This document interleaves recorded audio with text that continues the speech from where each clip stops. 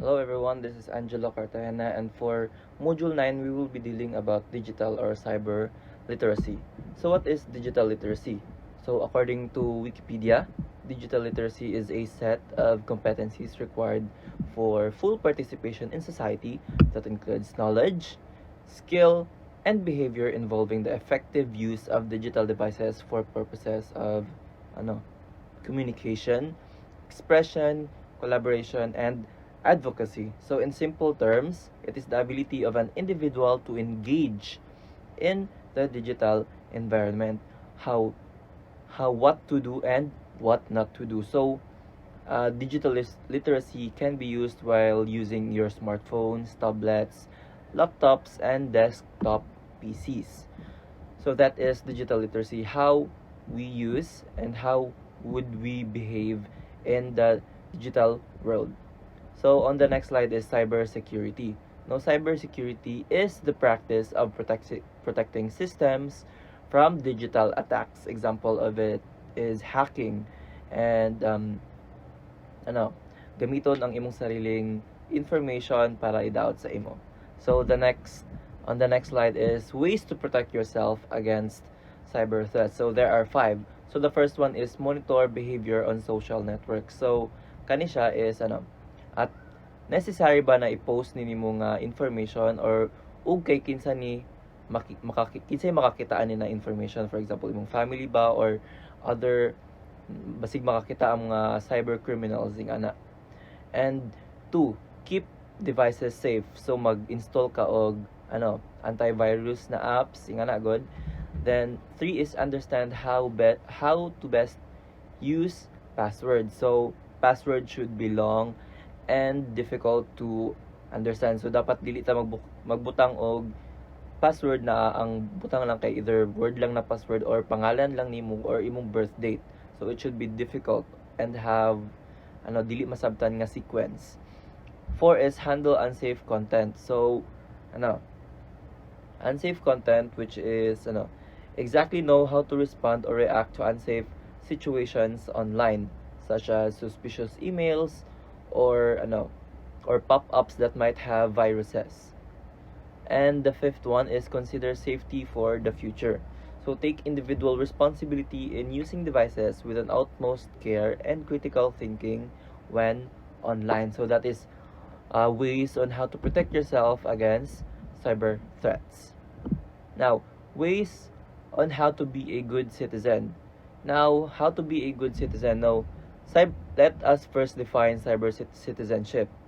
Now, cyber citizenship is referred to an old term, which is citizenship.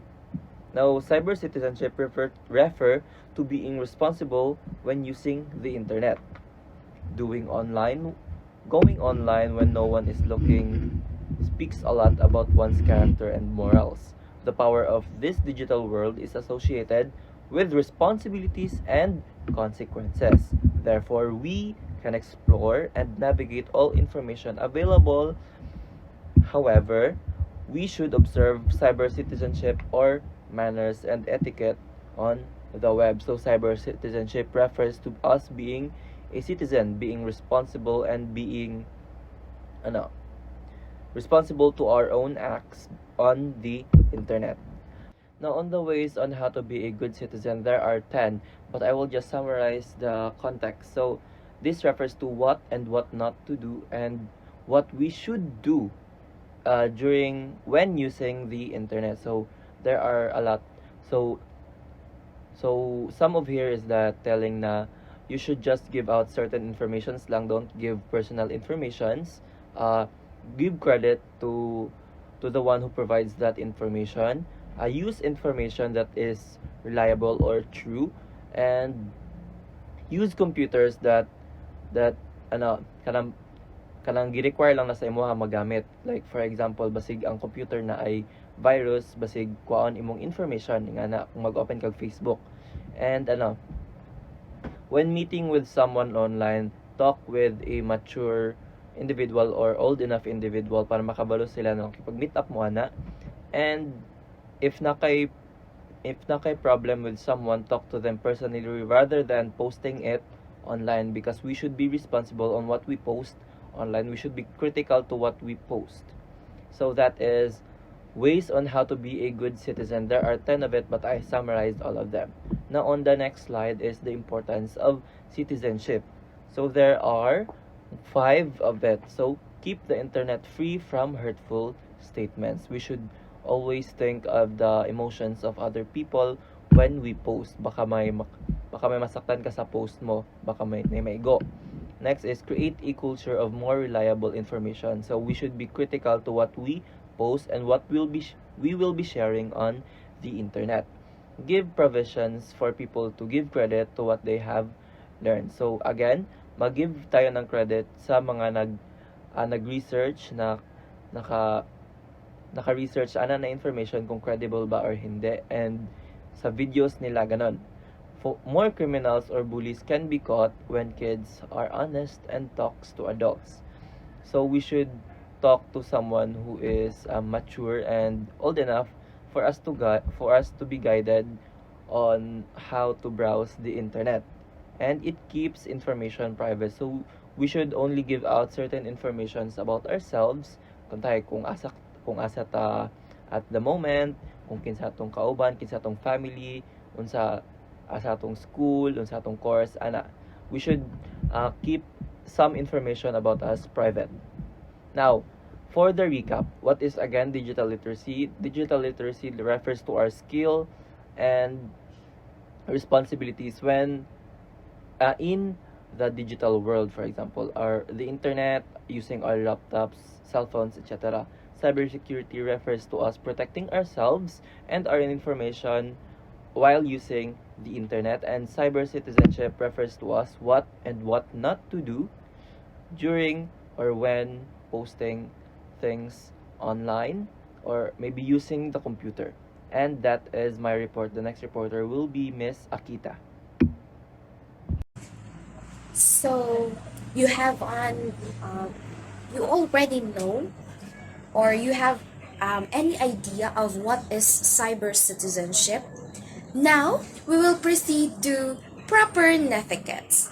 So good day everyone, I am Angel AQUITA, and today we will be tackling about 8 proper netiquettes that we must follow to ensure that we make wise choices when sending messages online.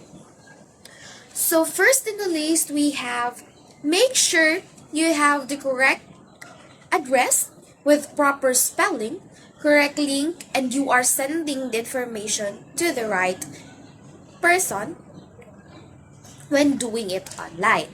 So second, we have check information before sending or posting any messages and avoid false statements and information on the web or forwarding junk mails or chain letters to family and friends. So third one is reread what you wrote to make sure it is what you want to say and the other person would interpret it in the same way. So fourth, we have keep your comments clean and don't confront others online or say anything that could be harmful to them. The fifth one is keep your personal and friends' information private and don't forward information that was just given to you without his or her permission. The sixth one is watch out spam and other fraud emails and never reply to them. The seventh one is if you're going to write something personal or private, think twice because messages can be misdelivered. And the last one, the eighth one, adults should monitor kids' messages, especially when they are sending emails to others without permissions. So these are the 8 proper netiquettes we must follow. So you already know the 8 proper netiquettes. So now we will proceed to the 10 commandments of teacher cyber citizenship. So dili lang dahil si God ang 10 commandments no, but also the teacher's cyber citizenship. Kaya naipod sila Ten Commandments. So, at some point, misuse and abuse of technology may also happen in school involving teachers with their students, colleagues, and others. So, the following are reminders to teachers regarding the use of media tools. So, first commandments is thou shalt not post any personal matter, confidential information, and obscene pictures and messages online that can be assessed by students and parents. So the second one is thou shalt not respond to thread to any personal messages created by students online other than those school related. So the third one is thou shalt not lead or let students access your cell phone. The fourth one, thou shalt not give your emails password to students. The fifth one, thou shalt not use concept and information from text and reference without the author's citation.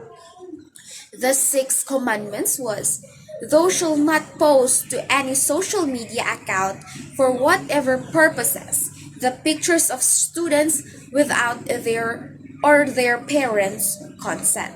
The seventh one is, thou shalt not express statements, disappointments, and disagreements against superiors, colleagues, students, and their parents using their social media accounts. The eighth one is, thou shalt not use data from internet sources in any documents like lesson plan, research, and requirements without the consent of the author. The ninth one is, thou shalt not give any personal data or others information to anyone unless the specific purposes and given the consent. The last one is, thou shalt not post any student data publicly online, including academic ranking, school records, class outputs, and records of grades. So, internet safety or online safety or cyber safety and e-safety is trying to be safe on the internet and is the act of maximizing a user's awareness of personal safety and security, risk to private information, and property associated with using the internet, and the self-protection from computer crime. So, as the number of internet users continues to grow widely, issue and concerns also continuously exist. So karon ang number of internet users kay naga-increase siya or naga-grow. But also, the issue and concerns about the internet users kay naga-exist, continuously exist siya as the internet users grow widely. So the next is information security. So information security protects sensitive information from unauthorized activities, including inspection, modification, recording, and any disruption or destruction. The goal is to ensure the safety and privacy of critical data such as customers' accounts details, financial data, or intellectual property. So we see here the three common causes of information security breaches, which are phishing, internet scams, and malware. So the first one is phishing. So unsa today ng phishing? So phishing is a type of social engineering attack often used to steal user data, including login credentials and credit cards numbers. It occurs when an attacker masquerading a trusted entity deputes a victim into opening an email and instant messages or text messages. So the second one is the internet scam. So internet scam, also known as Internet fraud is a type of cybercrime fraud of deception which makes use of the internet and could involve hiding of information or providing incorrect information for the purpose of tricking victims out of money, property, and inheritance. So the last one, the third one, is malware. So malware is it is a malicious software, particularly a spyware, disguised to collect and transmit private information such as password without the user's consent or knowledge, of which it is impossible to determine whether a file is infected. So after you already know the three common causes of information security, now we will proceed to personal safety and threats. So unsa jud ay na personal safety and threats. So personal safety and threats, cyberstalking is the use of the internet or other electronic means to stalk or harass an individual, group, or organization. It may include false accusations, defamation, slander, and label. It may also include monitoring, identity theft, threats, vandalism, solicitation for sex, dosing, or blackmail. So the following are common threats to personal safety. So first we have cyberstalking. So it is the use of the internet or other electronic means to stalk or harass an individual, group, or organization to false accusation, defamation, slander, and label, intentional monitoring, identity theft, vandalism, solicitation for sex, or gathering information that may be used to threaten, embarrass, or harass. So second is the cyberbullying. So it is use of electronic means such as instant messaging, social media, email, and other forms of online communication with the intent to abuse, intimidate, or overpower an individual or group. So the third one is online predation. So it is the act of engaging an underage minor into appropriate sexual relationship through the internet. Online predators may attempt to initiate and seduce minors into relationship through the use of chat rooms or internet forums. So the behavior characteristics are categorized into three groups. So A, the manipulative. So kaning mga manipulative na person is they are typically a child molester.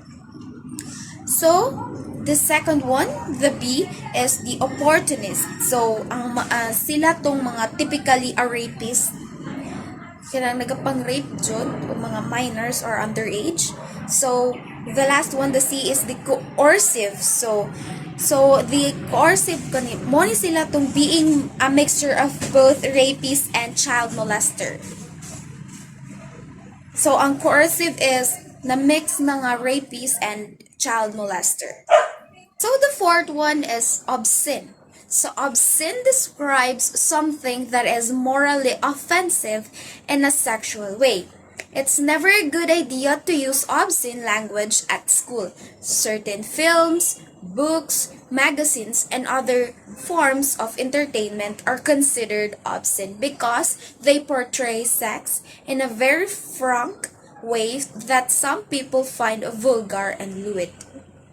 So the fifth one is the sextortion.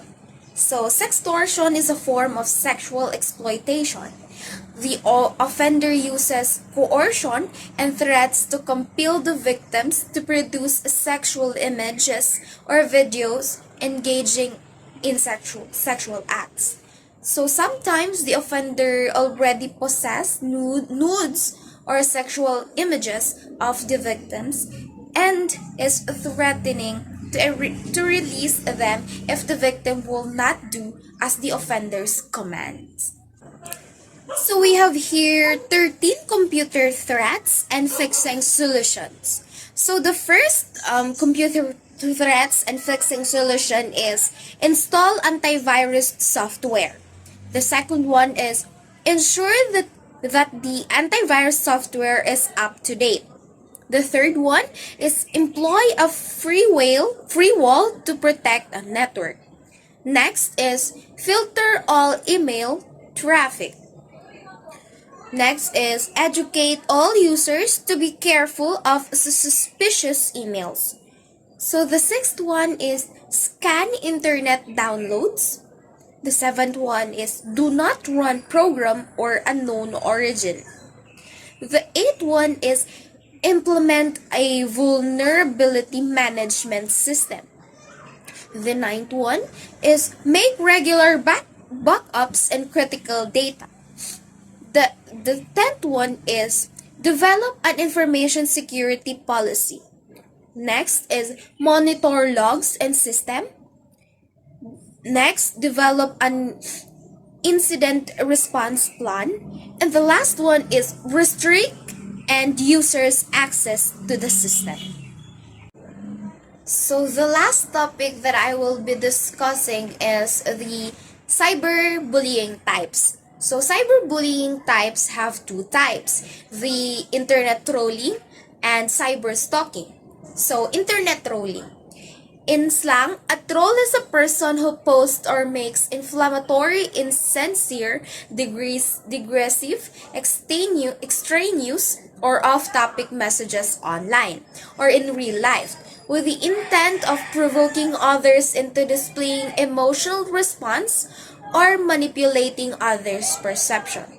So one of the example of internet trolling is entering an online discussion on astronomy and insisting that the earth is flat in order to provoke an emotional and verbal response from community members. So this may be a relatively tame example, but the intent is still to disrupt and incite outrage.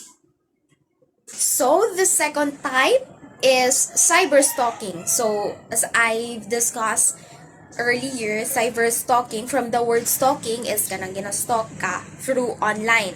So the example, one of the example of cyber stalking is posting offensive, suggestive, or rude comments online, sending threatening, lewd, or offensive emails or messages to the victim, joining the same groups and forums as the victim, and releasing the victim's confidential information online. So those are the examples of cyber stalking. So I guess that was the end of my discussion. Again, I am Angel Akita. Hope you learned something and thank you for listening. So, hello everyone, good afternoon. So, for today, I will be explaining the implications of bullying in schools. So, schools should initiate various anti-bullying programs and campaigns. So, these initiate programs are important to reduce bullying because it's promote positive actions such as kindness, acceptance, and inclusion. Next, the teachers should be oriented and trained in handling bullying cases. So, diba, the teacher acts as an important role in our classroom. So, they act as our second mother. So, as a second mother, the teacher can stop bullying by making the students aware of the effects and the aftermath of it. So the teacher should make them realize that bullying is good for nothing, and teacher educate them on the rules and regulations of the school about the offense. Also, the teacher should make a background check on each each one of them and try to understand their situation and um uh, maybe befriend them so that they will not force their anger out on students. So also should conduct empowerment activities for students. No. So next slide. Okay, here we have cybercrime. Cybercrime defines as any criminal wait lang guys, ha. Any criminal activity carried out using computers or the internet. So, sa madaling silita, they are using computer as their object for the crime. So, if there is ato ay kanang mga holdupper, their object is para maghasik og grab is barrel, pusil, or kutsilyo. So, kaning mga cyber criminals, they are using technology or computer just to spread any malicious act or do a crime. So, they are using computer technology to access personal and confidential information or use the internet for exploit or malicious purposes.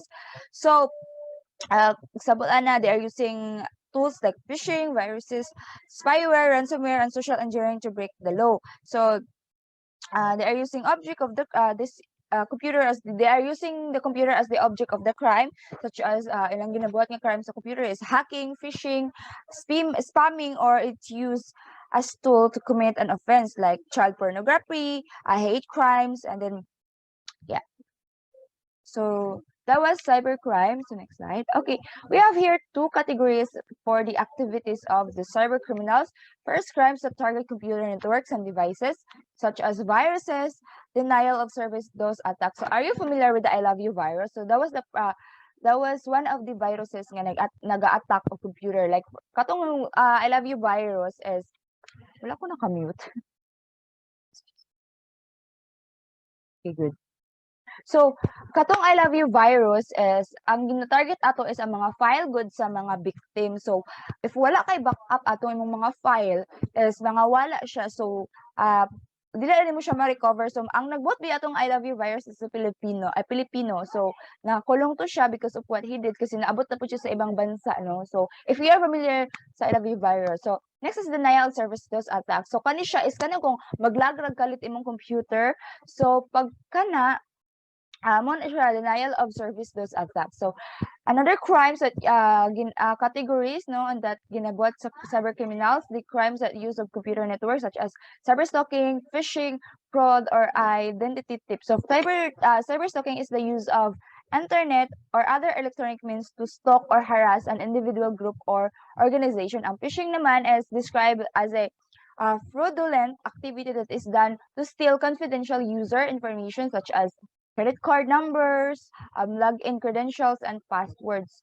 So if next is fraud or identity theft. So identity theft is the act of stealing personal, private, or financial information. Then the identity fraud is the use of the stolen information. So that was the two categories of cyber crimes. So next. So here we have exploring the internet, research and evaluation web. So the internet is a global communication network that allows the computers to exchange and share information worldwide. So it makes possible for people around the world to connect and share ideas across the zone and geographic location. However, because cyberspace is such a large realm, sometimes it is difficult to find the needed information, so that the most effective way to explore the internet is to have strategies in place for doing research on web and for evaluating the website. So here are these strategies on how you can explore web, na kanang correct way on exploring the web.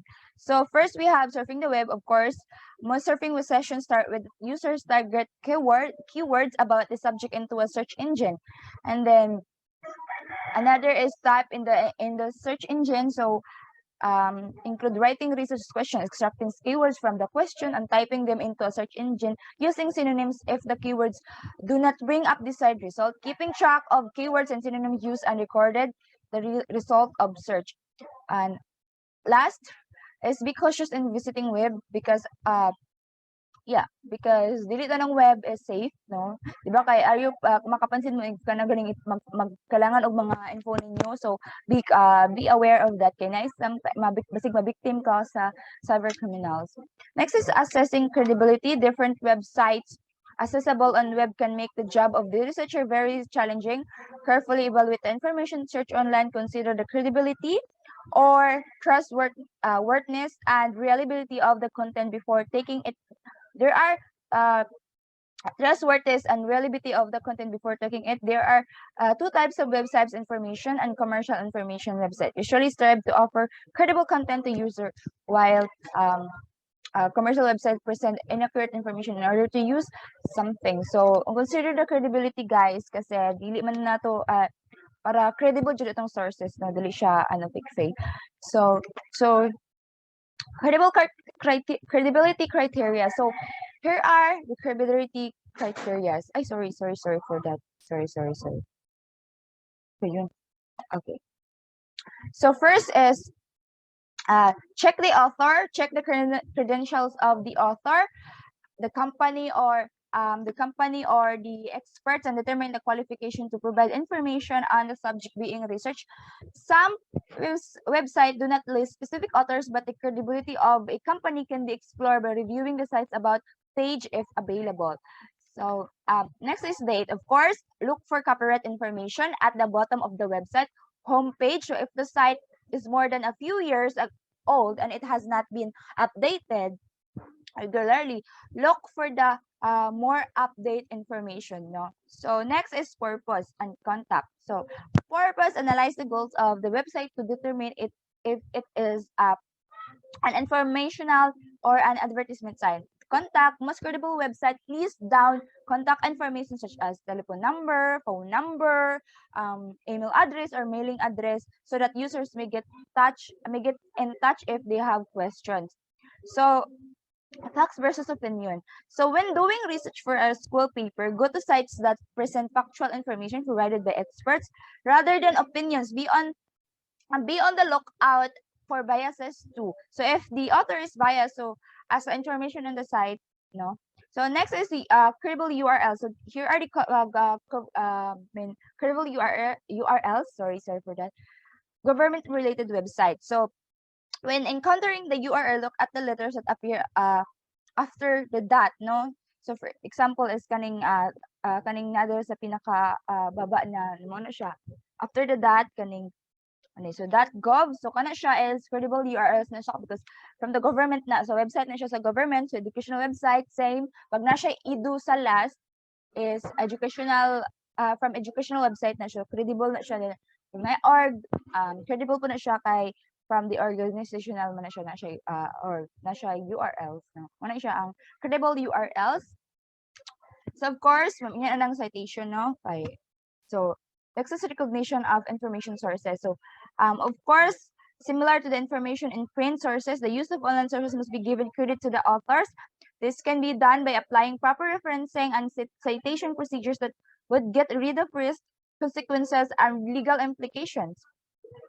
Because of the copyright issue, which means that the ideas and words used belong to the authors. So to cite, no, here are the proper citation, no. So of course you should include the author, such as source. Of course dapat na a year. As you can see na siya year diri, no. Then article title, of course dapat na siya sa imong pag-cite.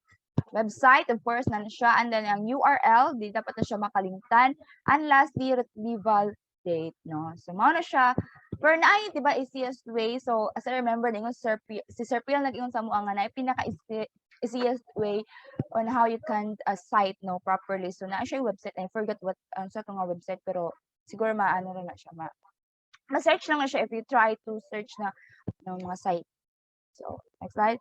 So data privacy implications. So okay, the implementation of data privacy in the country is becoming stronger and powerful, especially in utilizing data for research and other forms of report and paperwork.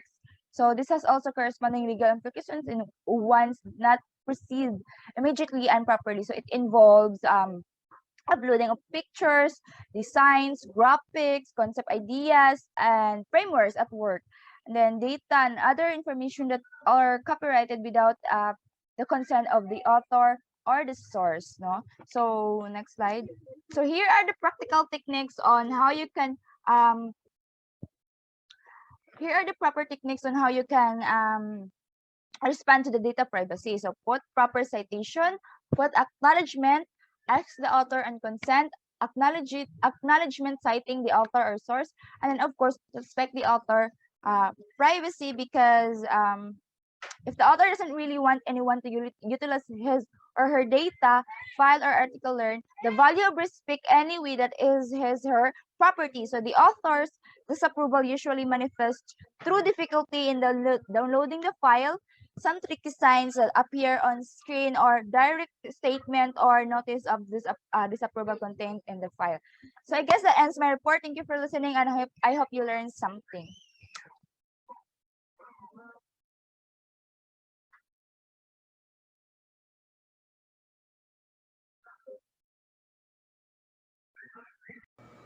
The line between inspiration and plagiarism are often thin, that you risk falling into the latter one.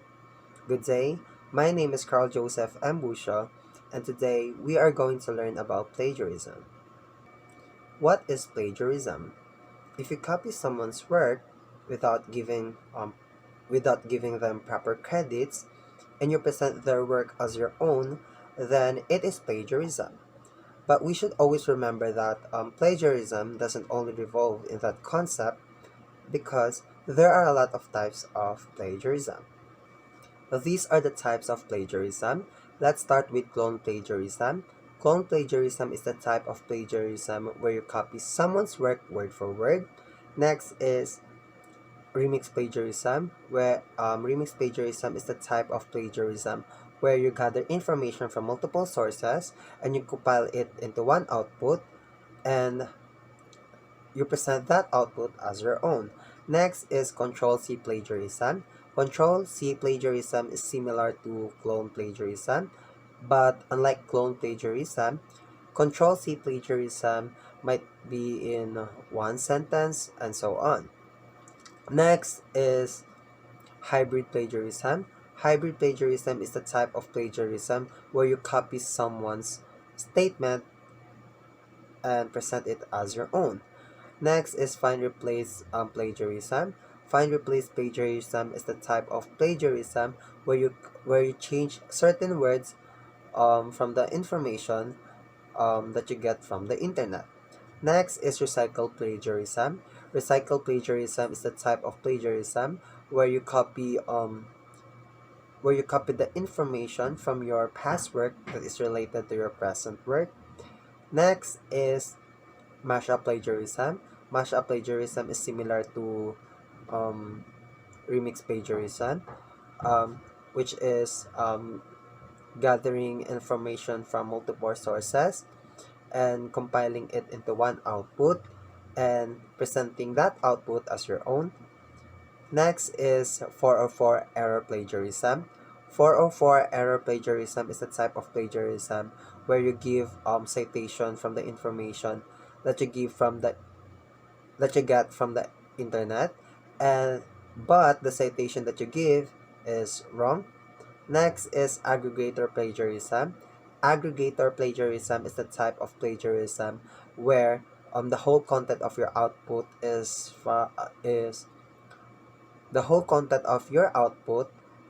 from the information that you get from the internet. Last is retweet plagiarism. Retweet plagiarism is the type of plagiarism where you copies someone's statement word for word. So those are the types of plagiarism. These are the techniques to avoid plagiarism. We need to avoid plagiarism because plagiarism is a crime. To avoid plagiarism, you need to explain things into your own words. Para ma-explain nimo ang topic into your own words, you need to understand your topic first by searching some articles na related sa mga articles and reading those articles repeatedly hangtod sa masabtan na nimo imong topic. Once na masabtan na nimo imong topic, pwede na nimo siya i-disregard, and then pwede na nimo i-try nimo og explain ang topic into your own words. Next is do not copy information from the internet because obviously that is plagiarism. If need jud ninyo magkuwag information from the internet, try to paraphrase it into your own words para ma-avoid ang plagiarism. Next is if need pud nimo kuha information from the internet, you need to give proper citations kay para matagan nimo credit ang author or tag-iya ato nga information. And also you need to present citation properly kay para maiwasan nimo ang 404 error plagiarism. Last is you need to use plagiarism checker. You need to use it para ma-check uh, ang imong output kung which part of your output is considered as plagiarism. So those are the ways to avoid plagiarism. These are the ways on evaluating a website. We need to evaluate a website kay mag-plagiarize na lang ganita. Dito na ta mag-plagiarize sa credible nga website. So, to evaluate a website, you need to open the site first. Obviously, you need to open the site first kaya sa man pag-evaluate sa website if dili mo i-open ang site. Next is skim read. Skimming is reading rapidly in order to get a general view of the material. You need to skim read para makita nimo ang content sa website if fit pa siya sa imong comprehension level. We need to check if ang content is fit sa atong comprehension level kay why would we settle sa website if di nato sila masabtan? So we need to skim read. Next is look for the answer to your question. Of course, the reason why nag-search ta kay tungod natay answer na ginapangita. So to evaluate a website, we need to check if ang answer natong ginapangita is naa dito sa website. Kay kung wala, proceed ta sa next website. Next is consider the credibility of the author or website.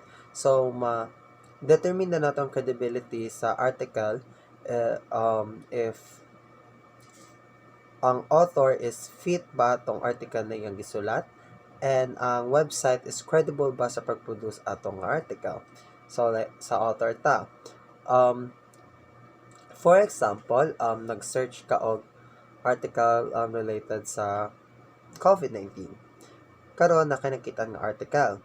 But ang author ta nga article is painter. So katong nga articles di siya credible kaya ang katong nga article is which is katong related sa COVID-19 is dili siya fit sa author which is painter.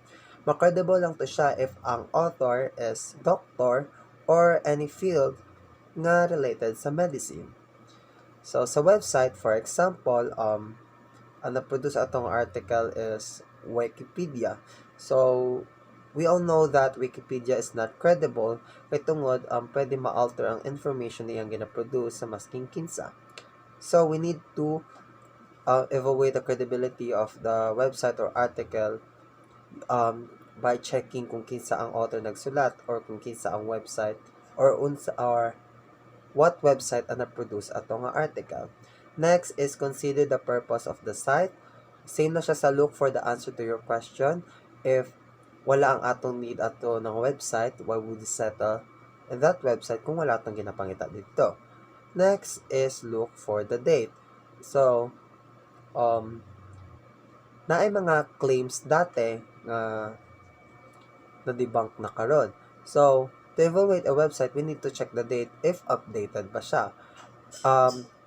Para maingon natong updated ang website, we need to check if ang katong nga website or article na na-produce is from 2021 or 5 years from now. Kung ang article is naay nga atong nga range, credible to siyang article kay taas ang possibility na ang mga information nga nakapaloob dito kay wala pa na debunk or updated or legit. So those are the ways on evaluating a website. These are the suggested activities if you want to integrate digital and cyber literacy in the classroom. If you want to integrate digital and cyber literacy in the classroom, di lang dapat may consider kung unsa ang learning material na imong i-deliver. But you also need to consider kung unsaon nimo pag-deliver atong learning material. For example, according sa book, you can use Promethean. Promethean is a technology where na whiteboard and then pwede nimo ma-connect imong laptop dito, and dito sa whiteboard pwede ka makasulat using your fingers. If you want to integrate digital cyber literacy in the classroom, you need to allow your students to use technology. Kaya unsa man ang essence sa pag-integrate nimo digital and cyber literacy in the classroom if di nimo sila i-allow na mag-use of technology. According sa book, pwede magamit ang students og smart notebook. Smart notebook is a technology where iPad siya and then pwede maka-take notes ang mga estudyante dito. So those are the suggested activities if you want to integrate digital and cyber literacy in the classroom. These are the impact of integrating digital or cyber literacy in the classroom. So if we want to integrate digital and cyber literacy in the classroom, mas makamotivate to siya sa students na mag-learn. Kaya tungod mostly sa mga students karon ni dako nga advanced ang technology. So if we want to integrate digital and cyber literacy in the classroom, makamotivate siya sa students na mag-learn and ma-achieve ang academic goals. Next is, diyan siya beneficial sa students but also for the teachers. Kaya tungod, if you integrate digital and cyber literacy in the classroom, mas maka-help siya sa teachers na tudluan tong mga estudyante nga na different learning styles tungod sa ka-advance sa technology. So those are the impacts of integrating digital and cyber literacy in the classroom. To sum it up, if you copy someone's work without giving them proper credits and you present their work as your own, then it is plagiarism. We should always remember that plagiarism doesn't only revolve in that concept, because there are a lot of types of plagiarism. We need to avoid plagiarism because plagiarism is a crime. Before getting information from the internet, we need to evaluate the website first to see if it is credible or not. Integrating digital and cyber literacy in the classroom is really important because it is not only beneficial for the student but also for the teachers. So that's it. Before I end my report, I would like to say imitation is the sincerest form of disrespect. So that would be all. Thank you. So hello, good day. This is SABLAS, and as the previous reporter already discussed and introduced to us today eco-literacy, and now let us move on to the 7 environmental principles of nature. So considering the key to understanding the environment problem is to learn about the ecosystem. So ecology can be best appreciated in schools through more practical and more relatable perspectives and manner of orientation and realization. So now we have here the 7, which is the 7 environmental principles, of course. And first we have the nature knows best. So nature knows best because we as a human being need to understand the nature and have to abide the rules that it imposes. Since we should not go against the nature on its natural process if we would like to ensure a continuous and steady supply of resources. And the second one is all forms of life are important. So each of the organisms play a fundamental role of the nature. Therefore, all living things must be considered as invaluable instrument in maintaining balance in the ecosystem. So the third one is everything is connected to everything else. So in the ecosystem, all components interact with each other to ensure that the system is sustainable. So of which any outside interference may result in an imbalance and deterioration of the ecosystem. For the next one is everything changes. So people must rethink their relationship with the environment through relevant technologies for positive changes. So lately, we are now into technology, thus we should know how to integrate technology for it to have a positive result and changes in the environment. The fifth one is everything must go somewhere. So since waste may go back to own's backyard in some other form, so it is important to be aware of the different types of waste, and we should classify and segregate those that are the toxic and those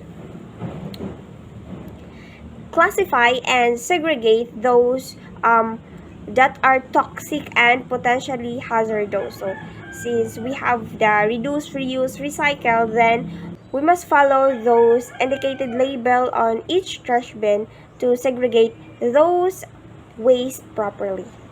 So for the sixth one is ours is a finite earth. So we should be aware that the earth has limited resources, and it can lead to a conscious effort to change one's attitude and initiative to recycle them. So we should make a habit on how to recycle things, and if ever, for example, we will going to cut the trees, then we should have our initiative to replant more trees, more than the ones that we cut, since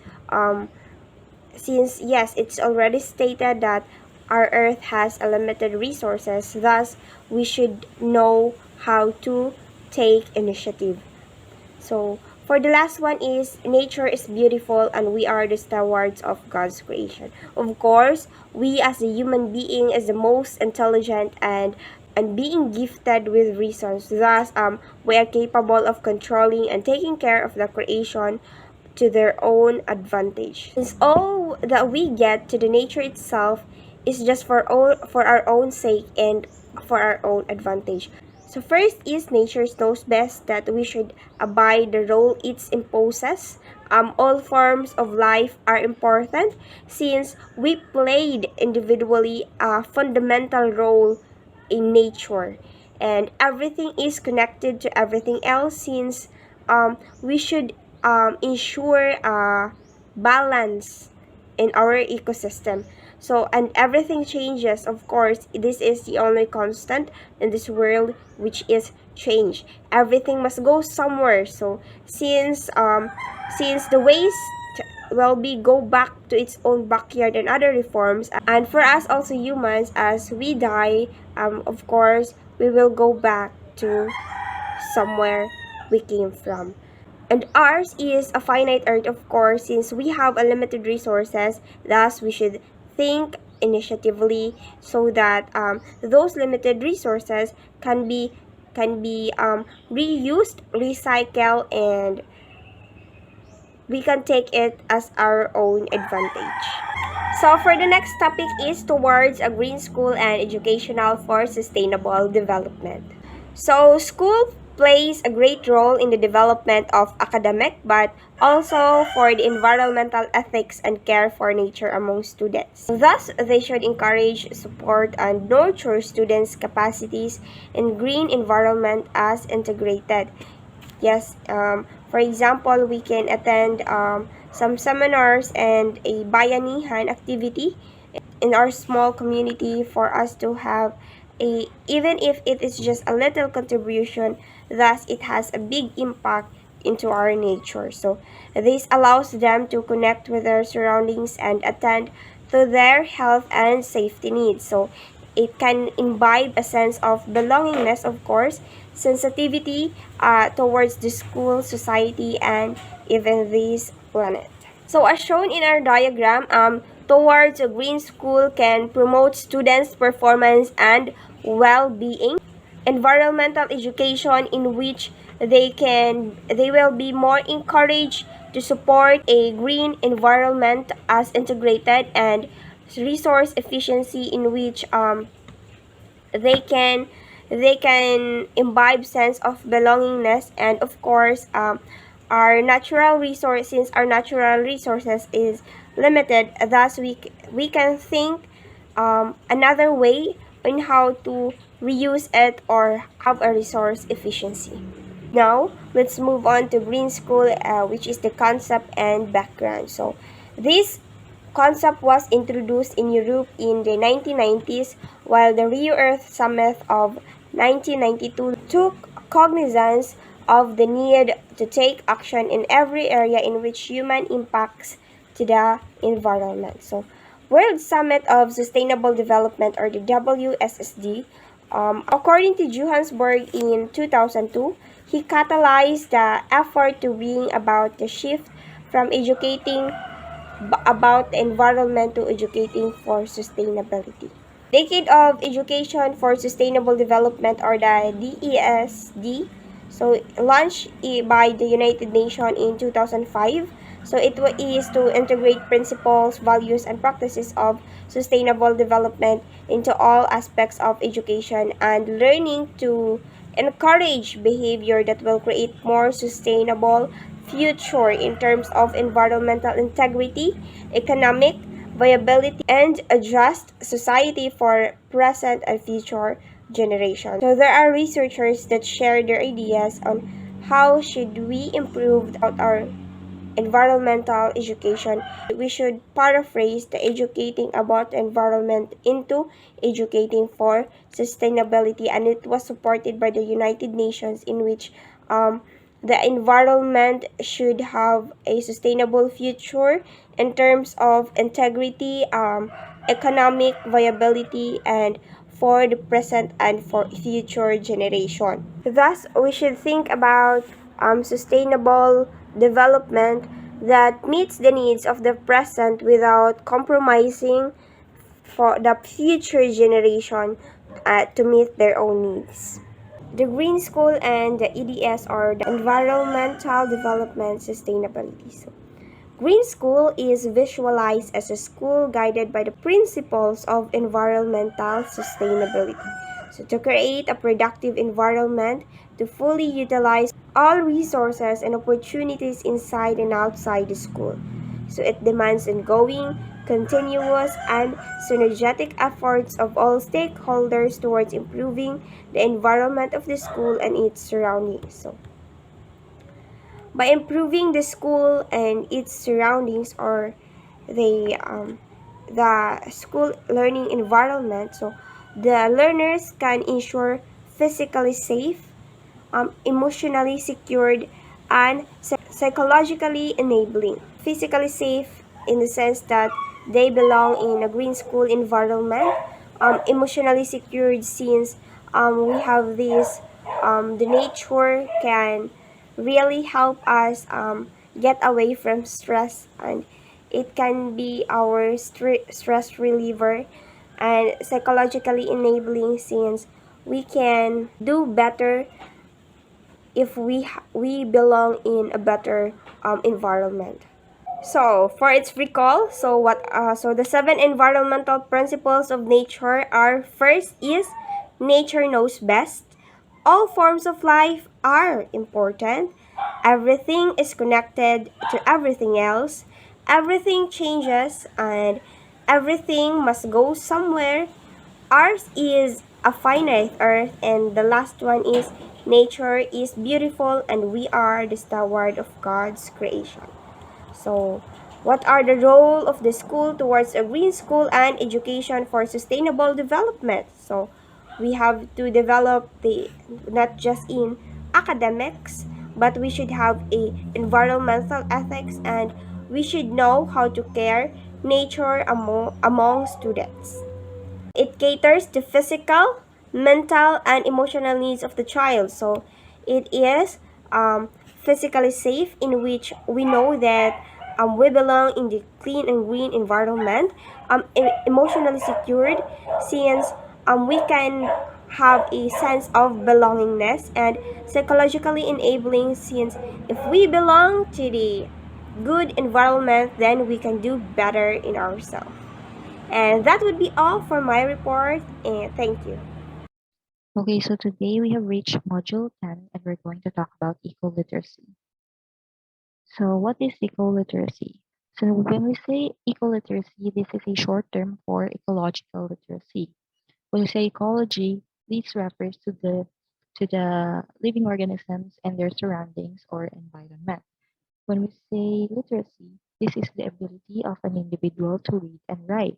Therefore, ecoliteracy is the ability or skill to understand or have knowledge about the natural systems on Earth which aim to balance human activities with the natural systems. So the next one is commitment to Mother Earth ceremony. So this will help your students realize the importance of being fully committed to Mother Earth or protecting our environment. So that is the procedure that you will follow in order to implement this in your classroom or in your class. So the next one is eco-literacy and sustainable development. Now again, eco-literacy gives importance to the well-being of the earth, and an ecologically literate society can be a sustainable society as long as we do not destroy the natural environment on which we depend.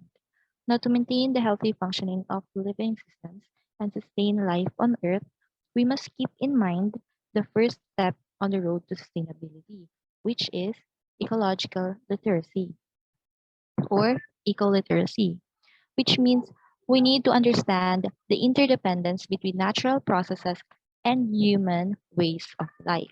After that, the second step is eco-design, where we are going to apply the knowledge that we have learned to the technologies we use and social institutions. An example of this is instead of using cars to produce carbon dioxide, we are using we're starting to develop electronic cars and many more technologies. So these two are important to achieve sustainability or to sustain the life of every living organism on our planet and increase the capacity of humans to survive over time. Again, the survival of humanity depends on our ecological literacy to understand the basic principles of ecology and to live accordingly. Again, sustainability also is the economic development that is conducted without depletion or destroying of natural resources. So now let's differentiate ecologically literate person and ecologically literate society. When we say eco-literate person, this is an individual who gives importance to our environment and any other living or non-living things on Earth. They are responsible for their actions and make sure that they will not contribute to the global problems that we are experiencing right now. And when we say ecologically literate society, this means a group of people, not just one eco-literate person. So the goal of an ecologically literate society is to create a comfortable life for people without sacrificing our environment. So lastly, let's talk about ways to develop eco-literacy in schools. So why do we need to develop eco-literacy in schools? This is crucial because it will improve the student's perspective called socially and emotionally engaged ecoliteracy, which for them is a process that offers an antidote for fear, anger, and hopelessness if ever they will face with ecological challenges in the future. They also want the students to develop strength, hope, and resilience. So these are the practices that help educators foster socially and emotionally engaged eco-literacy. So first we have develop empathy for all forms of life. This is where they recognize the common needs we share with all organisms and shift our perspective from a view of humans as separate and superior to a more authentic view of humans as members of the natural world. From that perspective, we can expand our circles of empathy to consider the quality of life of other life forms, feel genuine concern about their well being, and act on that concern. Number two, embrace sustainability as a community practice. Organisms do not survive in isolation. Instead, the web of relationships within any living community determines its collective ability to survive and thrive. Knowing this, they will see the value in strengthening those relationships by thinking and acting cooperatively. Number three, making the invisible visible. An example for this is climate change. We all know climate change is really happening in our world right now, but we seem to forget that it's not that it's happening. We seem to not care about the issue or let it be, which makes it invisible. And we should not let it worsen. We should make it visible by taking action and preventing it or anticipate unintended consequences. Of course, it is the duty of the teacher as well to help them predict consequences that may happen due to some actions that harm the environment. Lastly, number 5, understand how nature sustains life. So it is undeniable that nature sustains us with food, shelter, and other needs. So it is literally nature that sustains life. As time goes by, people observe nature. We have concluded 3 tenets. First, ecoliterate people learn from nature that all living organisms are complex and interconnected that inhabit a particular place for survival. We all know that a system is interconnected where organisms depend with each other. So we should not disregard the other living organisms. Number 2, eco-literate people tend to be aware that systems exist on various levels of scale. Number 3, eco-literate people collectively practice a way of life that fulfills the needs of the present generation while simultaneously supporting the nature's inherent ability to sustain life in the future. As we are living in the present today, we must also consider what will happen in the future. Therefore, we should consider every action we take now and its result in the future. Let's recall what I just said. First, we talk about commitment to Mother Earth ceremony, which is an activity that will help your students realize the importance of taking care of our environment. Number 2, we talk about eco-literacy and sustainable development, how these two um, create sustainable environment for all living organisms. Next is the difference between ecologically literate person and society. And of course, we also talk about uh, ways to develop eco-literacy in schools. And that would be all. Thank you. Good day. In the previous discussion, the discussant already discussed what green school is. We will now proceed to its essential aspects. To have a background or to recall what green school is, it is a school that has clean, healthy, protective, and green surroundings. It ensures the provision of hygienic, such as drinking water, clean classrooms, playgrounds, parks, and many more, and secure learning settings, as well as health services like nutritional supplementation and counseling. Involving students in maintaining nature also helps to get them as close to it as possible. Therefore, the Green School adapts participatory, practical, collaborative approaches to make the school environment healthier for students and staff. It engages the entire community in working toward a more sustainable future. To regulate to regulate it, Green School adheres to 3 precepts, which are learning about the environment, learning through the environment, and learning for the environment. Let's go first with learning about the environment. In learning about the environment, it focuses mainly on the acquisition of knowledge and understanding of our surroundings and related issues, meaning it needs to have knowledge and awareness of challenges in the surroundings and environment. Next is learning through the environment. Here it refers to the processes of learning while being engaged with environment inside and outside the classroom, meaning it focuses on the learning process. It holds that having direct contact with the environment can provide relevant context for acquiring knowledge, skills, aesthetic appreciation, and practical experience.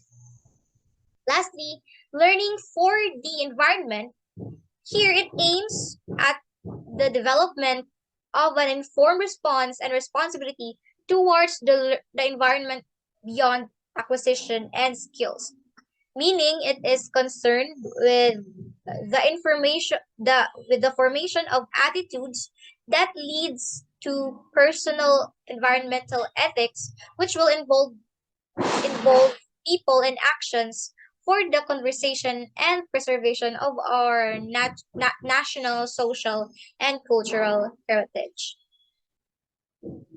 And that's it for the essential aspects of a green school environment. We will now proceed to understanding the green curriculum.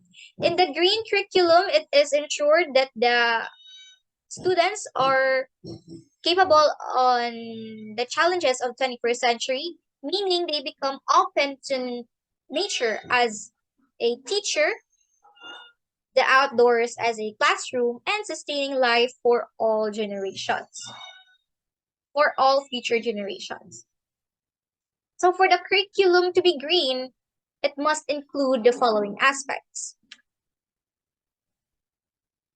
First is environment is encompassing, multidisciplinary, and dynamic, has scientific, social, economic, political, and technological dimensions. These must be visualized by the students holistically instead of viewing these different aspects in segregations.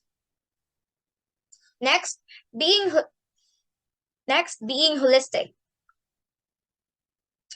This means that a green curriculum, being holistic, views the environment as all that around us and aims to provide a better understanding of how the world functions, its operation as a total system, its alteration as a result of human actions, and its consequences on the system and on us.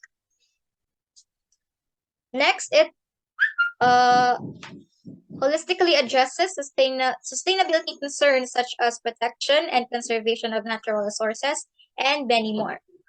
Next, it requires a teaching-learning approach, meaning students are given the time and space to explore and discover the various aspects of their surroundings and supported in putting everything together to create a better picture. Lastly, a green curriculum is a mutual concern of teachers and students. It's because it is a worldview that affects all the discipline. That is why it must penetrate all courses at all levels. At the same time, implementing a green curriculum is not meant to increase the amount of coursework by introducing new subjects. In fact, it's a strategy for integrating and infusing fresh ideas throughout the entire curriculum. Overall, the main objectives of a green curriculum for students at all grade levels is to help them understand environmental science and related social issues so that they can make ethically sound decisions about the environment in a variety of contexts, including the economy, technology, industry, and our social and cultural lives. The curriculum should naturally increase the student's awareness of his or her surroundings and adapt to his or her emotional and social cultural requirements. Let's proceed to creating a green school. As stated, a green school is a school that creates a healthy environment conducive to learning while saving energy, environmental resources, and money. Therefore, it must reduce environmental impacts and costs, improves the occupants' health and performance, and increase environmental and sustainability literacy. To see that you have achieved a green school, these are its characteristics. First and foremost, it protects health, meaning the school has better and healthier green building materials and paints, which makes the students and staff healthier. Second, it increases student performance, meaning students learn better in a green classroom. If the students learn in a green classroom, their scores can improve up to 20%. Third, it saves energy and money. Since it uses renewable resources, operating costs for energy and water in a green school can be reduced by 20% to 40%. Fourth, it reduces carbon emissions. A green school that goes with greener alternatives reduces carbon emissions. Fifth, it reduces water shortage. Since green school has a direct savings of water, it reduces water usage by 32% compared to the average schools. Sixth, it improves teacher retention. A green school can reduce teacher turnover as much as 5%, which improves the students' learning and school community and can result in financial savings for the school. 7, it improves daily attendance. 8, it provides a unique educational opportunities. 9th, it creates green jobs. Here, investing in creating green schools is an investment in green jobs, including green construction, building product manufacturing, and green architecture. And lastly, improves equity. Greening public schools creates opportunity to improve health and educational settings for all students amidst diverse identities and the needs. We will now proceed to dark green school program, Philippine environmental perspective. As stated, a dark green school is a school that delivers environmental education. It is through the assimilation of the environmental philosophy by the students day in and day out in formal lessons as well as from activities outside the classroom. In D in DSG in DSG, the school must be neat and clean. There must be evidence of good management and housekeeping. Next, call for green spaces, appropriate land use, planning conservation of materials and energy, proper waste management, segregation, use of appropriate materials, and avoidance of harmful ones, and respect for others' right to a smoke-free environment. Next, have management policies and guidelines. This is to create a healthy and ecological campus.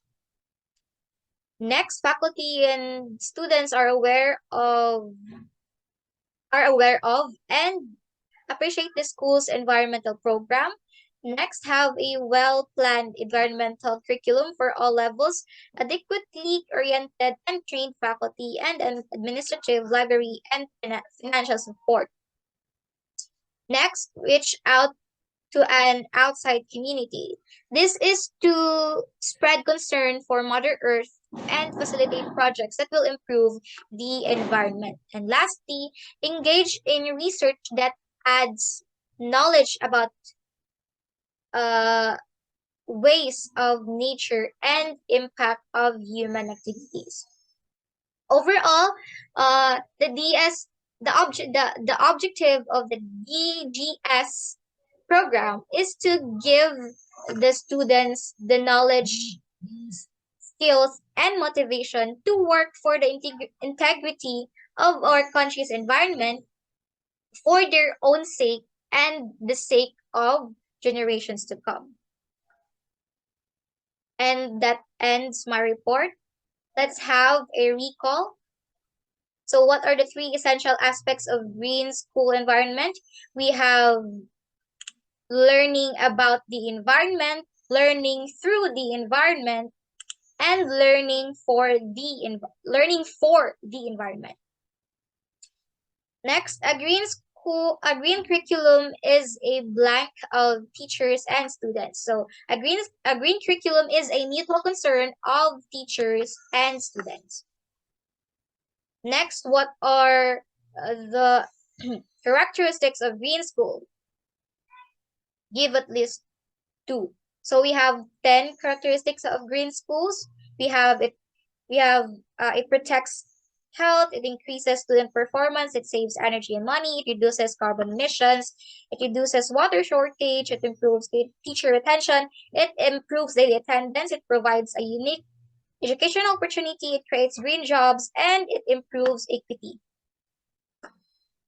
And lastly, it is a school that delivers environmental education. So this is dark green school, and that would be all. Thank you.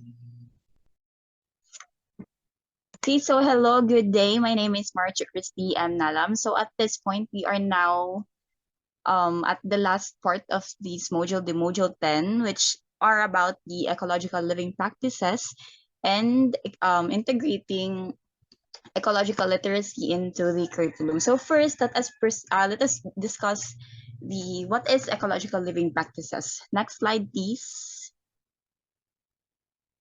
Okay, so what do you mean by ecological living? So when we say ecological living, it is to live in a way that first, it respects and replenishes the carrying capacity of our planet.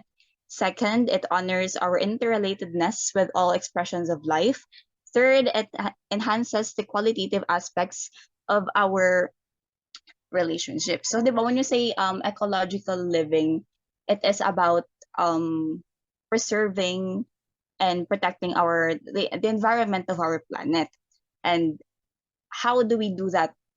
We do that through recognizing the uniqueness of its various ecosystems and species. So, and also when you say ecological living, Manggod, it always starts with the environmental literacy. Like for example, taking care of our environment, which is the most common one when we hear the word ecology.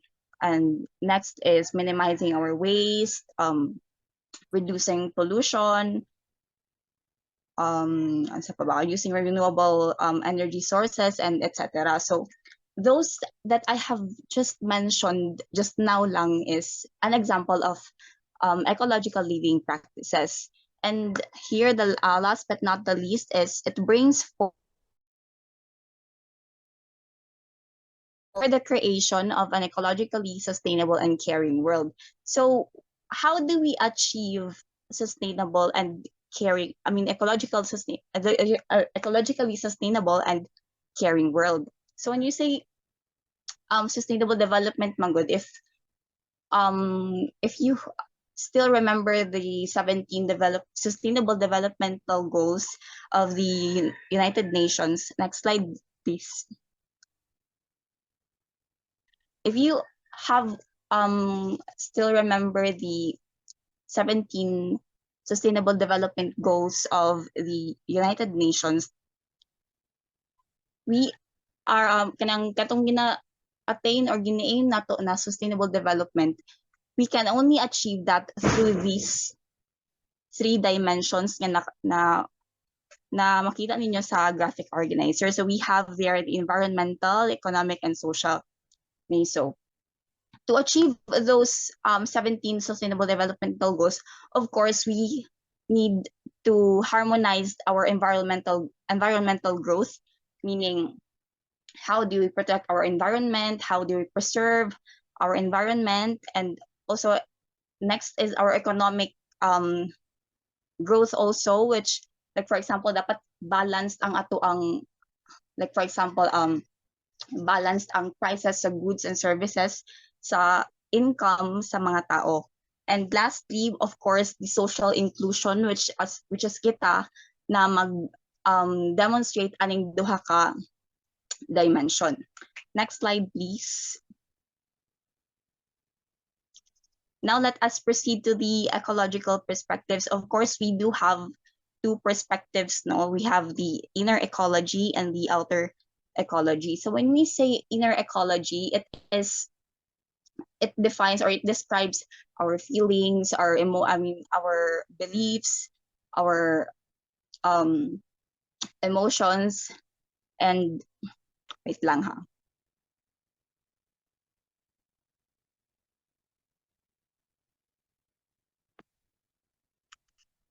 our thoughts about our ecology. And then the outer ecology naman, when you say outer ecology, it is akin to the soil and external conditions that the seed grows in your ecosystem. This is not literal ha, like for example our family constellations and relationships, the people in your spaces, in your places there, and kung sa pa ba ang mga events and experiences na we people do have, and our exposure to various elements and environments, like for example atong nature, ang atong home, atong work. So that's the difference between the two ecological perspectives.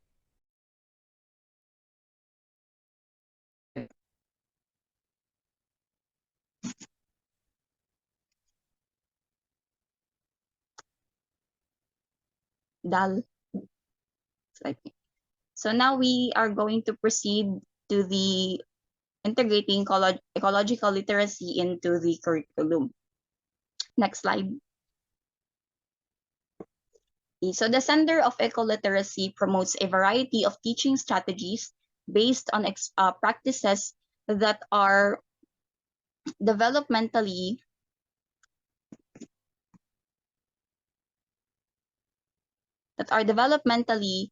appropriate to students' level and are brain-based. So why do we need to integrate ecological literacy into the school curriculum? So what is the what's the importance niya sa atong curriculum? Kay ecological literacy man good plays a vital role in shaping and molding in an individual's attitude towards sustainability and an understanding of how promoting a sustainable development relates to the fairness in the economic, ecological, as well as social spheres of our society. So we have here the 5 teaching strategies, which is, I'm sure you are already familiar with since nabanggit naman siya sa mga previous reporters sa ilahang mga reports. So first is we have the place-based learning. Okay, so when you say place-based learning, it is an experiential learning that engages students in their own environments and a strategy that captures their imagination and advances environmental stewardship and civic engagement. So from the word place-based itself, it has to do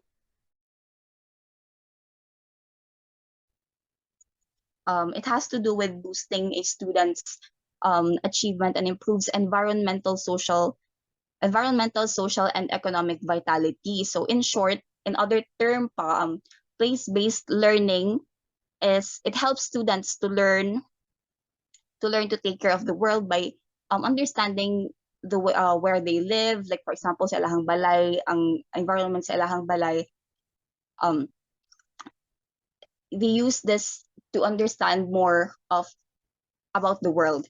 And the next is the project-based learning. It is a strategy that involves students in projects that use a variety of resources, including the community, technology, outside experts, written resources, and the web, while the teacher is the facilitator of learning. So project-based learning, na-shake ka ng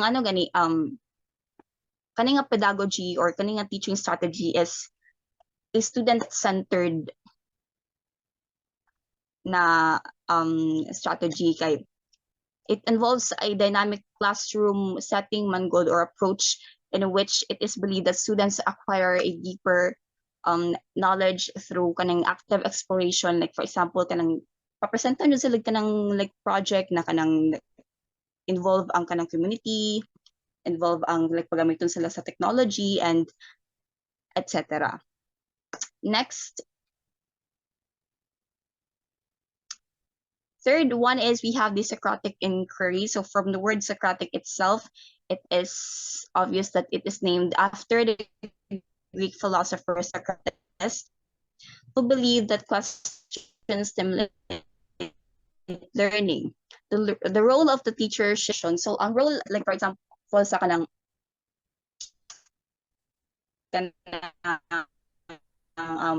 approach na ginagamit nato or na they are just they're not we're not sticking anymore to kanang traditional na way of teaching na kanang spoon feed tanan sa bata ang information.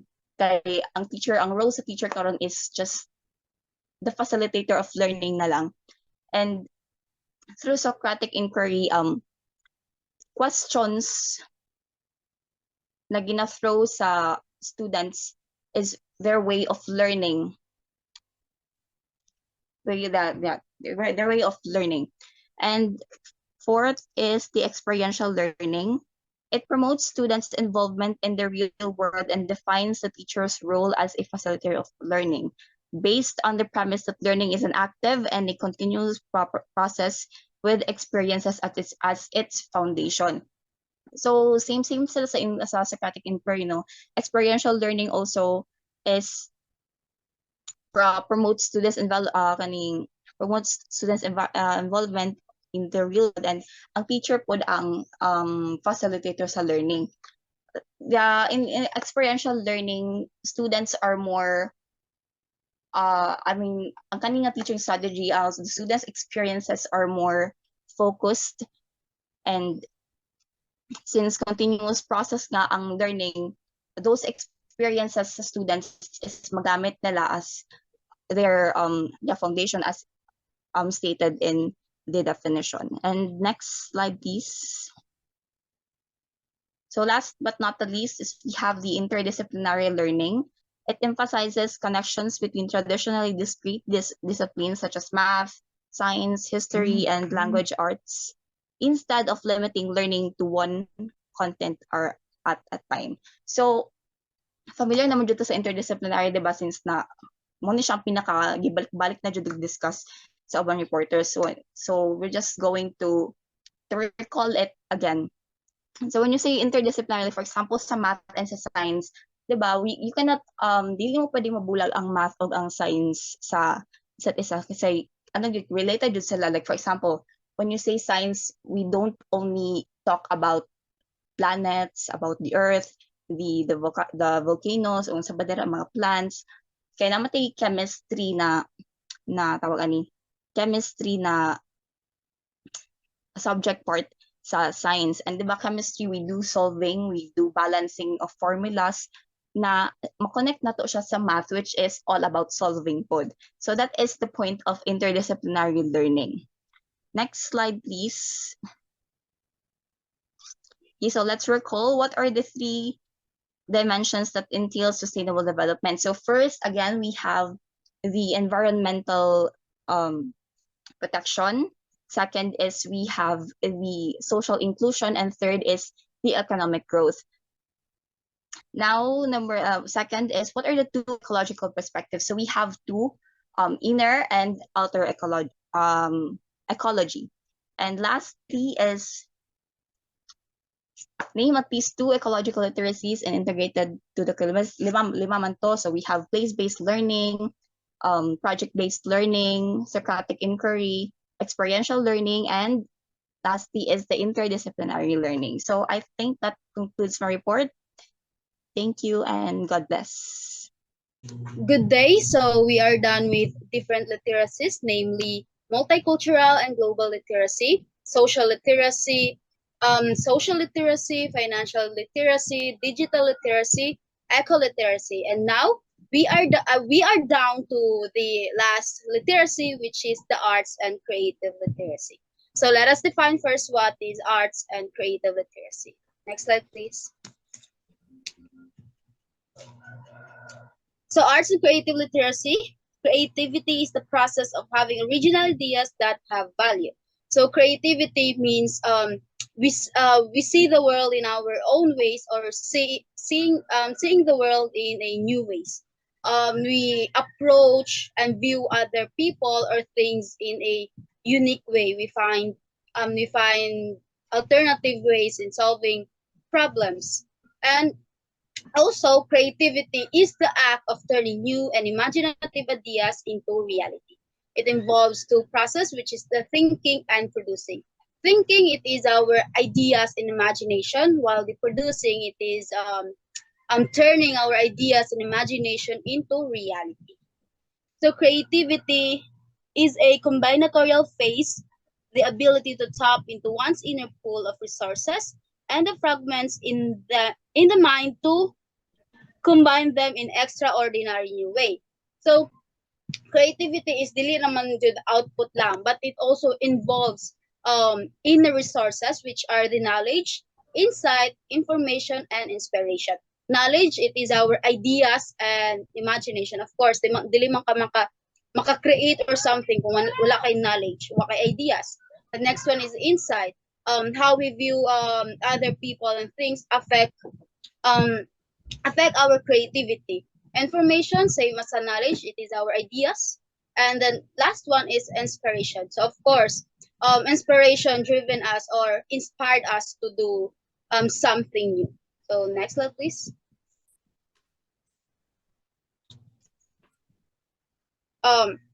So the ability to generate creative and innovative ideas is not merely a function of the mind, but also a function of 5 key behaviors that optimize brain for discovery. So it is said that kapag ka na-practice ni kaning 5 key behaviors, a person will more likely to create something. So the 5 key behaviors are associating, questioning, observing, networking, and experimenting. So associating, it is drawing connections between questions, problems, or ideas from unrelated fields. So associating, it is about collecting knowledge across a broad range of other fields. So so parehas ni Steve Jobs. Si Steve Jobs, siya ang co-founder sa Apple ka nagbuhat sa iPad, iMac. So it is said that isa sa iyang course is calligraphy. So his knowledge about fonts or calligraphy na connect niya or na-apply niya sa pagbuhat niya kanang iMac, diba, na may font. So because of his idea,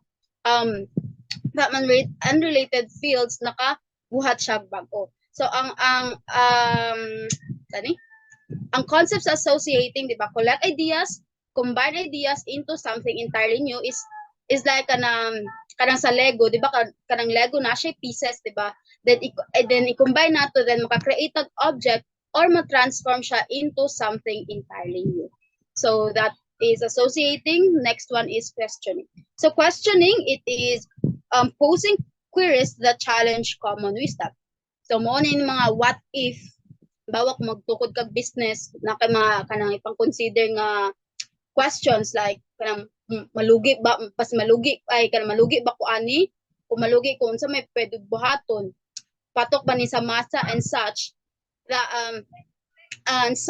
and ang questioning is makatabang sa tuwa to come up with answer para mapangitaan og paraan. So that is questioning. The next one is observing.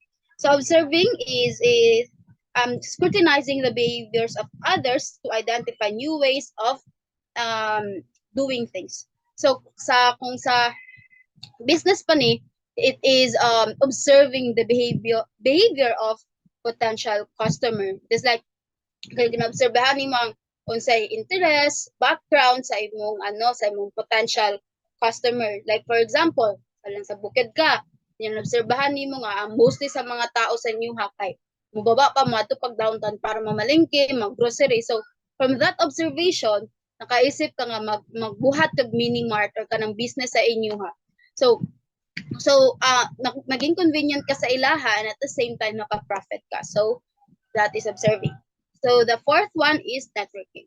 Networking, it is meeting people with different ideas and perspectives. So si Michael Lazaridis, ang founder sa BlackBerry, it was said that the creation of BlackBerry was inspired from the TED Talk, or which is the Technology, Entertainment, and Design.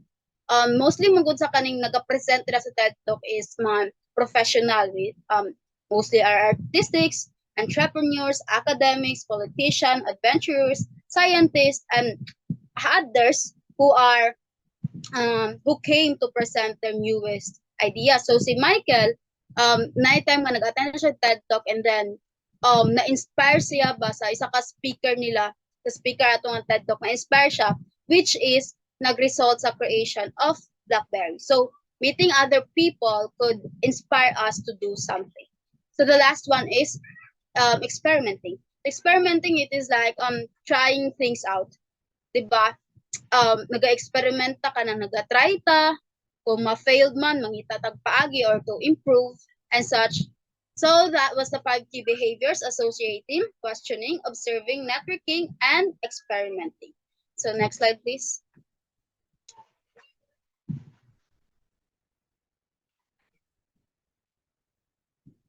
So Nyman, 2014, proposed the 7 habits of highly creative people. According to her, that if a person practice these 7 habits, he or she will be highly creative in his or her field. So the first habit is prepare the gap. So creativity requires an absorbed mind.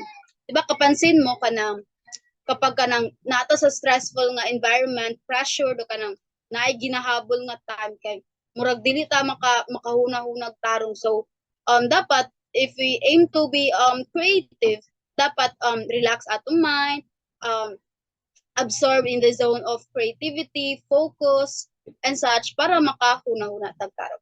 So the next one is plant seeds for creativity. So we amplify what we think about most. So pay attention to what you want to create and not on complaints. Of course, di ba kung habang nagabuhat ka kay mong ginahuna kapuya ni uy basig or di kaya kanang basig dili sila ganahan or such, dapat kung magbuhat ta, dapat positive atong mind and positive atong paladang because naga-reflect what we think reflect on our output. So kung negative imong hunahuna bag nagabuhat, pangit imong output. So the third one is live in the question. So in this habit, dapat we think as a beginner. Di ba pag beginner ta kay daghan kitag pangutana like unsaon man ni siya, unsaon man ako ni pagkuan nga na ganing mga questions. So dapat we think like that kaya para kato mga answers maka-generate tag answers in which will help us to create something. So also we should also pay attention to other people, what might other people ask. So of course kay generally sila kay atong audience pa, so dapat i-cater po na to ilang mga questions. So the next one is feed your brain. So feed your brain. Get interested, be curious to make connections between people, places, and things. So, makonect siya dito as associating ka to sa 5 key behaviors. So para makabuhat bago or to create, dapat kabaluta mag-connect sa mga ideas and buhatan nato meaning ang mga kanang makita nato. So the next one is experiment and explore. So kani makonect siya sa katong experimenting. So kani experiment and explore, follow your curiosity, experiment with your ideas, and learn from your mistakes. So naman yung mga time nga kanang mamali ta or kanang dili ta ganahan. So we should learn from it and then find ways to improve, and that will help us to grow our creativity. So the next one is replenish your creative stock. So you must learn to be self-nourishing. Diba? When you say self-nourishing, it means taking care of ourselves, taking care of our mental health, physical health, engaging in healthy lifestyle. Okay, of course, kung diba ang puhunan mo sa pagiging creative, because being creative is that ang atong panghuna-huna, of course, ang our skills, kung luya atong pangit ay luya atong lawas or kanang kuan kay tong panghuna-huna, syempre dili ta ka buhat. So we should be self-nourishing. So the last one is liberate your creativity. So your child's play provides the clue to your creativity, potential, and passion. So remember ninyo pag itong bata pa tanong, diba, magdula ta, watay labot, bulingit pa ta, nanimaho na ba ta, unsay nay oras, wa tay labot og gutmon ta basta kay makadula ta. So same as liberating your creativity and in expressing ourselves through creativity dapat we should not be restrained with other people.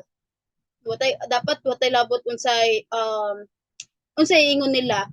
Of course, maliban atong katong mga constructive nga criticism, but we should express ourselves because we want to. So that was the 7 habits of highly creative people. So that ends my discussion. Thank you, everyone.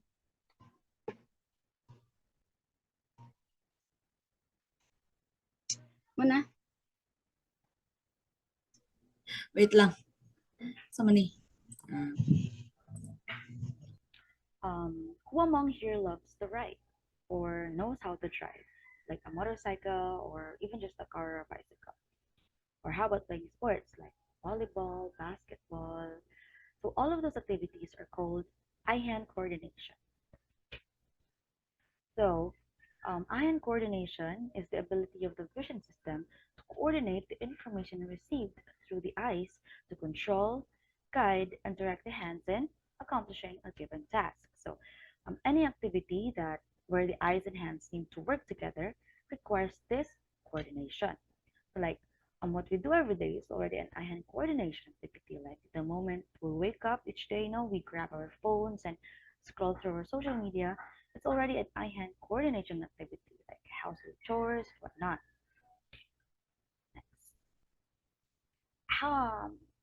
So these are some examples of eye-hand coordination activities. So we have writing, typing, driving, and sports. However, poor eye-hand condition can affect our daily activities. So it is really possible for someone with perfect vision not to have eye-hand coordination problems such as like vision impairment and movement disorders. So, for example, you have a perfect vision of 10 and 20, but your motor control skills do not work properly. So this can affect many different activities that may lead to learning disorders or have problems learning to read, write, or play sports, like in their academic tasks, like making errors when they take down notes, and so on. So, children start to develop eye-hand coordination at birth to 3 years. Now, they first develop their vision, basic hand-eye skills such as grabbing things and recognize concepts of place and directions. Like they would know asan ang butang ilang mga toys and they would go directly to it and they start to manipulate objects. So from 3 to 5 years, they will just continue to develop all of those mentioned earlier in order to continue to develop their eye-hand coordination skills. And from 5 to 7 years, the children would start to improve their fine motor skills. So that mas makontrol na nila ilang mga movements sa hands, sa fingers, and such. And they will also learn to focus on vision, not on school or work. So we got. So in brief, eye-hand coordination is really important since we do everything through our eyes and hands. And if either of those two work poorly, this could affect different activities that we do every day. So that's all. Thank you. Madungog ka. So my name is KAUZAR de la CRUZ and I'll be discussing the visual literacy and verbal creativity.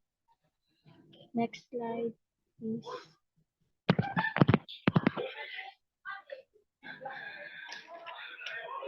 So visual literacy is the ability to read, write, and create visual images, and it is a concept that relates to arts and design and has much wider application.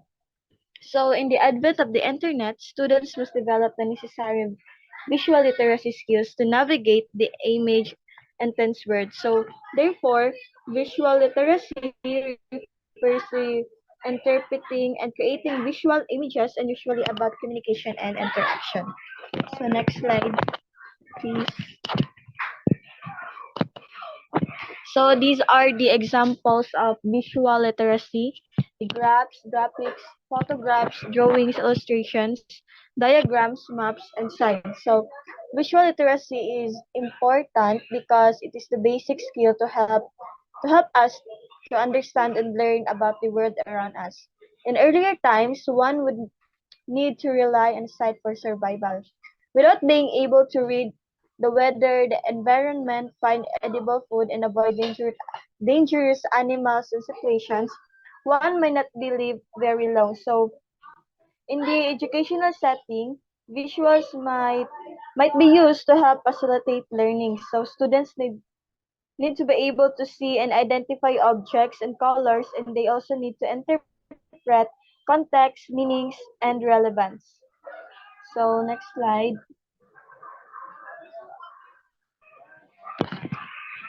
So, na-discuss naman nato ang visual literacy.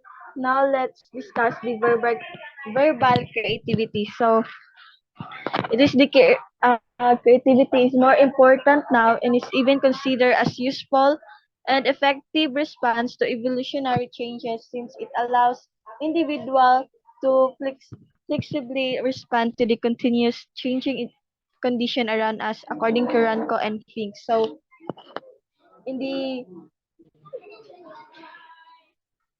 verbal creativity also is this ability to think creatively and measures one fluency, flexibility, and originality in a verbal form which deals with words and sentences. So it is essential in receiving skills. In fact, it is possible to speak of a creative level in the process of reading comprehension and interpretation. And it also allows anticipating the details of a novel through dialogue and interaction with the text itself by its author. So next, please.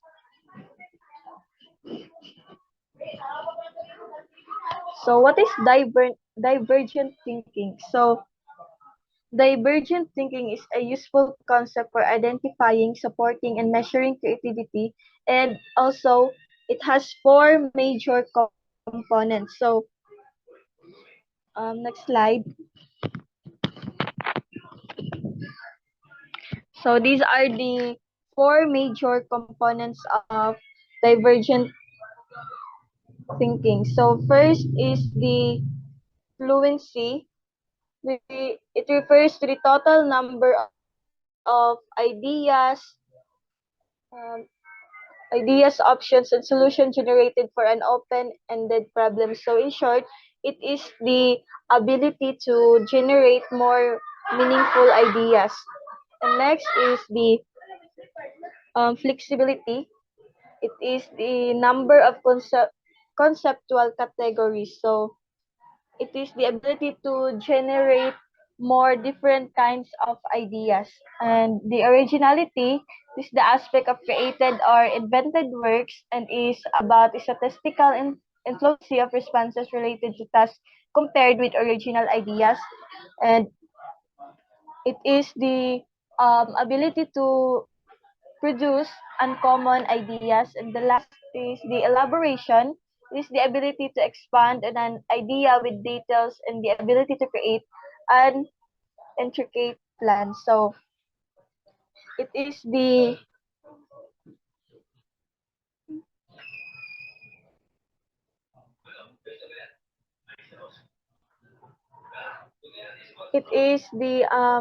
encoding the original content in a different but related way. For example, is to learn the pair cowball, and a person could form a visual image of a cow kicking a ball.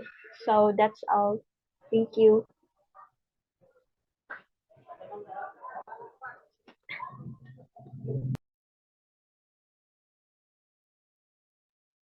Hello, madungog ko, guys. Cheers. Yes. Okay, at this juncture, we are on the last lesson, which is aesthetics. So now let's talk about what is aesthetics. Next slide, please. Aesthetics, it is concerned with the definition of art and the theories used to analyze and assess particular works of art. It deals not only with the nature and value of arts, but also with those responses to natural objects that find expression in the language of the beautiful and the ugly. However, there is an issue right away since adjectives like beautiful and ugly seem too broad in their application and too subjective in their meaning to successfully categorize the world into things that represent them and those that do not. Almost anything can be viewed as beautiful by someone or from a certain perspective, and different individuals use the word to describe many diverse things. So that's all for the aesthetics. So next slide, please. So now let's bump into the integrating arts and creativity literacy into the curriculum. So number 1, next slide, please. We have physical environment.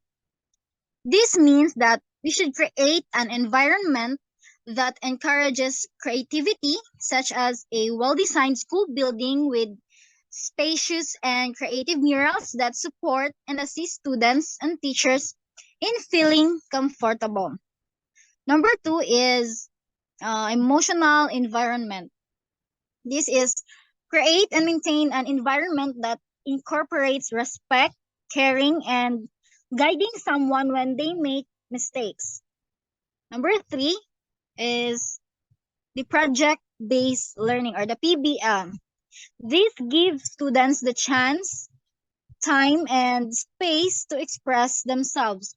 To achieve motivation, engagement, and learning, the students can design and plan any projects that are applicable, challenging, and applied to real-world situations. Number 4 is teach creative thinking skills. Teach about metacognition even to the little ones through the process of brainstorming, problem solving, analyzing, and more. Number 5 is the alternative assessments.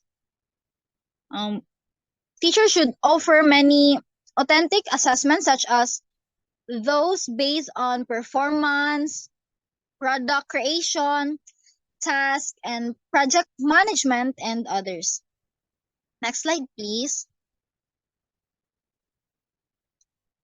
Number 6 is scheduling. Realistic time and proper scheduling in either structured or unstructured manner. Number 7 is student-centered and personalized learning. Let's give students the opportunity to decide what to learn, how to acquire it, and how to demonstrate what they have learned. Number 8 is incorporate arts. This is integrate music, art, drama, and dance into the curriculum to develop their creativity skills. And number 9 is integration of technologies. Let us encourage students to create and utilize blogs, websites, etc. And lastly is preparing the body and brain for creativity. Create activities that induce body-mind integration, such as yoga, ballet, jazz, Zumba, and etc. And that's all. Thank you.